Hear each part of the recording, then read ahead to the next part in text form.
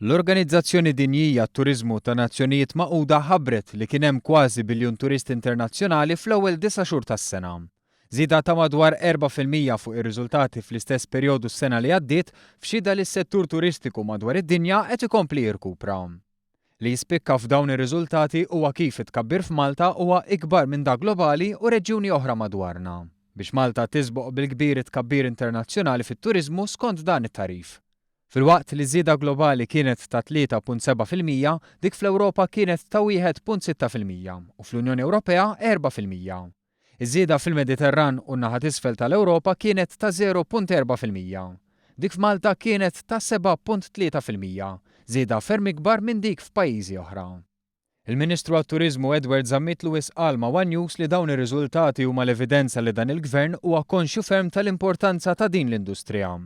Zammit-Lewis għalhekk: il-ħidma tagħna tissokta b'impenn biex is-settur turistiku jibqa' jkun mutur ewlieni għall-ekonomija u sostenitur primarju għal ħolqien tax-xogħol f'pajjiżna.